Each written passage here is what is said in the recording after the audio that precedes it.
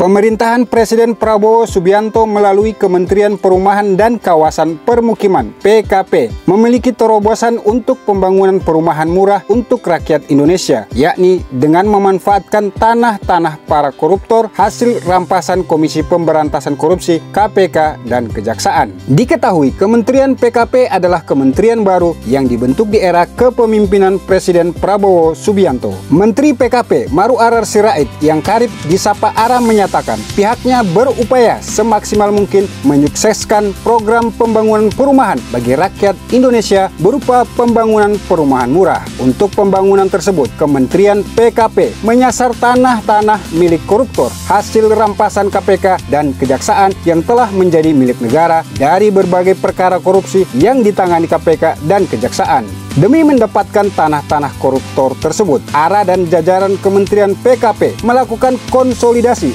bersinergi, dan menggandeng pihak-pihak terkait seperti KPK, Kejaksaan Agung, maupun Direktorat Jenderal Kekayaan Negara Kementerian Keuangan. Pernyataan itu disampaikan Ara usai Ara bersama Wakil Menteri PKP Fahri Hamzah dan jajaran Kementerian PKP bertemu dengan pimpinan KPK dan jajaran KPK di Gedung Merah Putih KPK Jakarta pada Selasa 5 November 2024.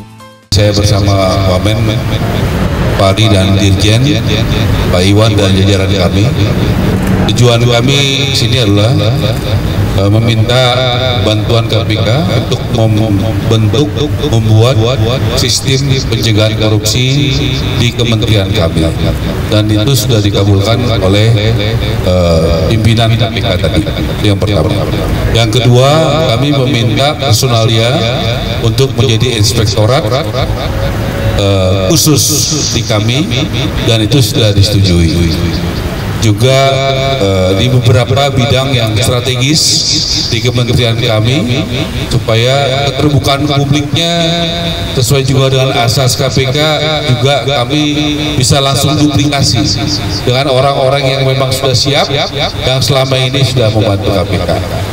Kemudian kami juga seperti dengan Kejaksaan, kami juga memohon kiranya aset-aset terutama tanah yang ideal itu yang cocok untuk perumahan rakyat, kiranya bisa dimanfaatkan oleh rakyat Indonesia, supaya tanah-tanah dari koruptor itu bisa dimanfaatkan untuk perumahan bagi rakyat Indonesia yang masih banyak kekurangan atau belum memiliki rumah.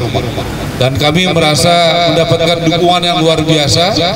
Jadi sistemnya juga akan dibuat, orangnya juga dibuat, dan kemudian akan ada tindak lanjut lagi. Dan saya rasa ini adalah pertemuan yang sangat produktif. Kurang lebih 2 jam 20 menit kami bertemu, dan ini adalah dukungan yang kami merasa tidak sendirian, kami merasa dibantu, merasa diperhatikan oleh KPK. Terima kasih sekali lagi kami ucapkan kepada pimpinan KPK untuk pertemuan yang sangat efektif dan produktif ini untuk kementerian kami, dan untuk pelayanan publik dan keterbukaan dan pencegahan korupsi di kementerian kami. Saya pikir harus ada lompatan dari pengelola negara ini, bukan hanya mengamankan negara, tapi melakukan penghematan, sehingga akhirnya ujungnya harga rumahnya kepada konsumen, yaitu rakyat, bisa jadi lebih murah. Nah itu, apalagi konsep kita sedapat mungkin tanahnya itu gratis. Apakah tanah negara, apakah tanah dari swasta, tapi kita sedapat mungkin ya. Tentu tekad kami adalah gratis. Makanya kami punya ide dari tanah-tanah hasil korupsi. Boleh nggak itu minggu depan saya akan bertemu dengan Dirjen Kekayaan Negara, karena sesuai dengan arahan pimpinan KPK itu ada di Dirjen Kekayaan Negara, termasuk tanah-tanah yang dari BLBI. Kalau itu bisa dimanfaatkan, kalau Pak Jokowi kan bisa membagikan sertifikat, tentu dari setiap daerah bagus yang dilakukan oleh Pak Jokowi 10 tahun ini.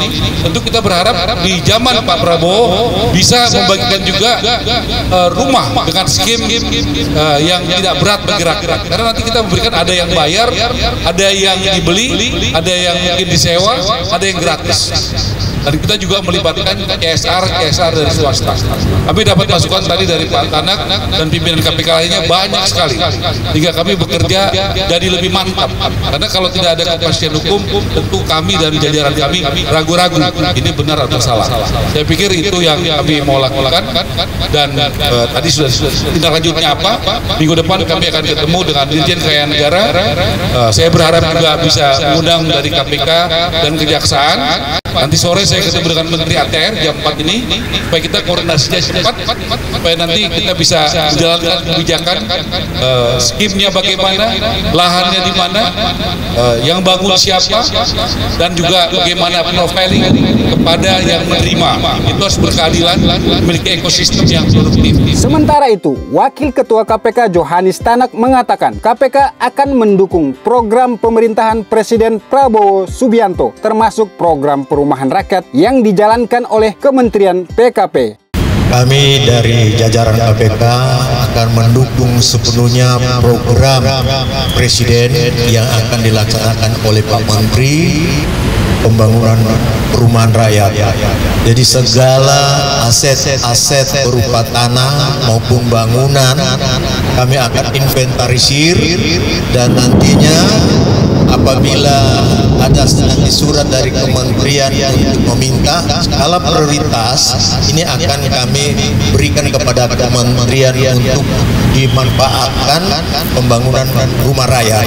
Jadi seluruh aset-aset berupa tanah maupun bangunan, karena ada kalanya tanah kosong, ada kalanya ada bangunan rumah, sepanjang bisa dimanfaatkan untuk kementerian, untuk rakyat nantinya, semua kami akan inventarisir dan akan kami serahkan, tentunya sesuai dengan prosedur peraturan perundang-undangan, berkoordinasi dengan Kementerian Keuangan, dalam hal ini Dirjen Kekayaan Negara.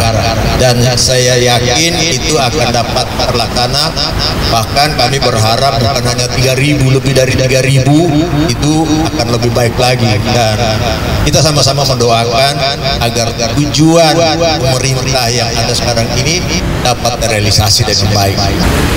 Kunjungan Pak Menteri beserta Pak Wamen dan jajaran adalah satu kehormatan, dan kunjungan ini tentunya tidak lain untuk mewujudkan apa yang diinginkan oleh Presiden, agar dalam kabinet merah putih ini tidak terjadi korupsi.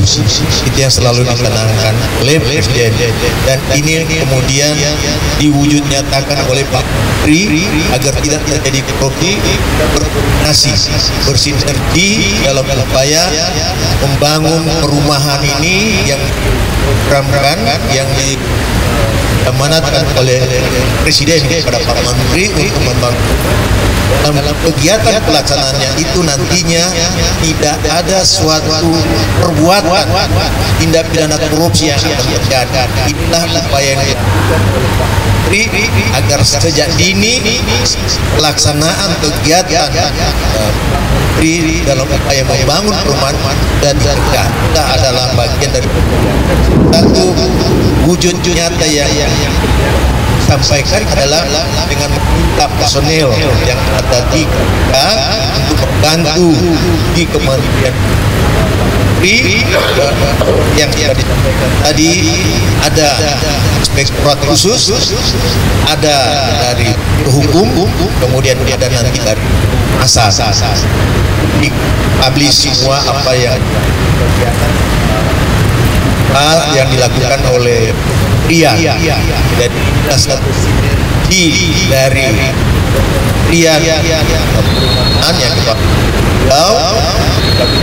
ini bersama pimpinan Gedung Merah Putih, kita sama-sama bangkit ini masyarakat.